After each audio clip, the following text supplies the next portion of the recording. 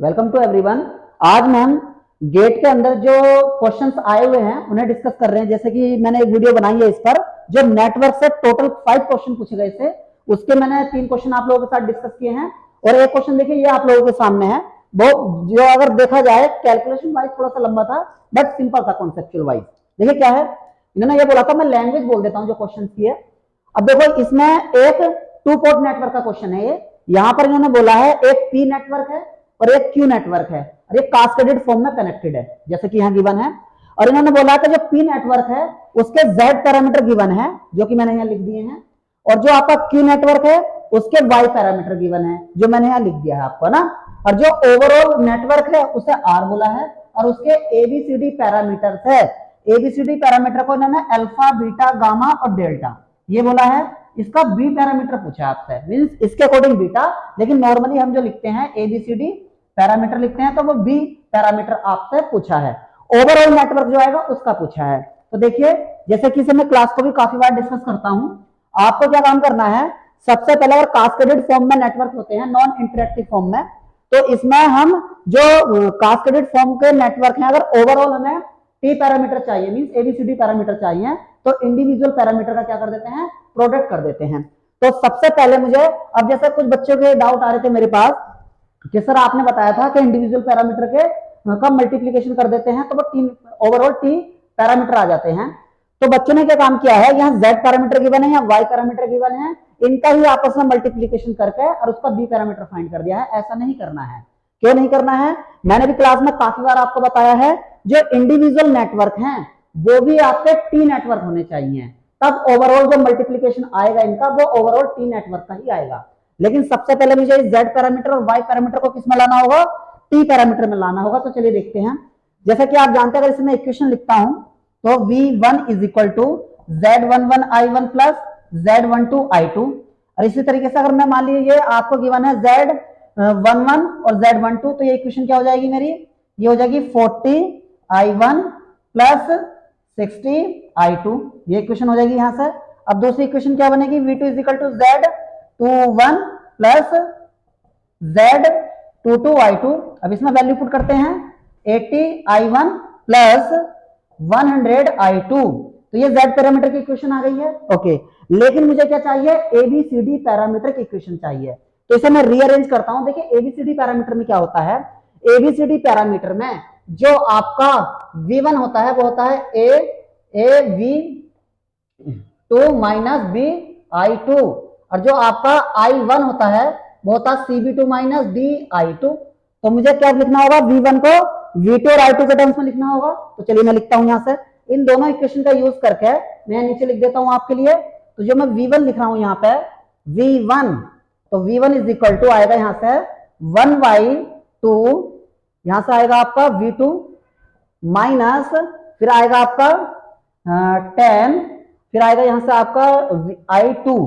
ठीक, ये आ जाएगा आपका। अब देखिए यहां से जो आपकी वैल्यू आती है, फिर यहां से अगर हम i1 अगर फाइंड करें तो देखिए इस इक्वेशन को देखिए आप लोग, यहां से मैं i1 अगर फाइंड करता हूं इस इक्वेशन से, अगर i1 फाइंड करता हूं तो ये आ जाएगा आपका i1 इक्वल टू 1/80 v2, और फिर अगर i1 अगर फाइंड करते हैं तो ठीक है, तो यहां से आ जाएगा माइनस अगर i1 फाइंड करते हैं तो ये आएगा आपका 100/80। ओके, 100/80, और यहां आ जाएगा आपका i2। तो यहां से देखिए सब पैरामीटर आपके आ गए हैं, v1 a v2 minus di2। तो यहां से a कितना आ जाएगा 1/2 और b कितना आ जाएगा आपके पास 10। ये एक्चुअली ये प्लस आएगा यहाँ पे। ठीक, और यहां से कितना आ जाएगा, ये वैल्यू आपके सामने आ गई है। तो ये जो टी नेटवर्क आ गए हैं आपके, इसे मैं लिख देता हूं आपके सामने। ये जो टी नेटवर्क आपके आए हैं ये वैल्यू आ गई है आपकी 1/2, और फिर आ गई आपकी -10, फिर आपका 1/80, फिर 100/80। तो ये वैल्यू निकल कर आ गई है। इसी तरीके से जब मैं यहां पर देखिए जो हमारे y पैरामीटर गिवन है, तो y पैरामीटर क्या होते हैं, देखिए i1 equal to y11 v1 plus y12 v2, और i2 इक्वल टू क्या होगा आपका y21 v1 plus y22 v2। तो ये इक्वेशन में देखिए क्या गिवन है आपको, y11 y12 5 एंड -2.5, और y21 and y22 equal to -2.5 and 1। लेकिन जब इसके मैं टी पैरामीटर इसी तरीके से रीअरेंज करके लिखूंगा तो देखिए वो कितना आते हैं। ठीक है, मैं डायरेक्टली लिख देता हूं इसे। ठीक है, अब ये कितना आता है, हाँ ये आता है आपका 0.4, 0.4 माइनस 0.5 और ये आता है 2। अब देखिए मुझे क्या काम करना है, अब मुझे ओवरऑल टी नेटवर्क पता लग गए हैं, किसके, इंडिविजुअल वाले, पी के एंड क्यू के। अब मैं दोनों का मल्टीप्लीकेशन करता हूं और मुझे क्या फाइंड करना, ओवरऑल। मान लीजिए A B C D overall parameter हैं, लेकिन अकॉर्डिंग टू क्वेश्चन आपको वो अल्फा बीटा गामा में दिया है, अल्फा बीटा और ये आपका गामा है और ये डेल्टा है। ओके, और आपको B parameter means beta parameter पूछा है, तो मैं सारा मल्टीप्लीकेशन ना करके इसमें पहली रो पहला कॉलम करूंगा तो आपके पास अल्फा आ जाएगा, लेकिन मुझे बी चाहिए तो मैं पहली रो और दूसरा कॉलम कर देता हूं, तो देखिए कितना आएगा।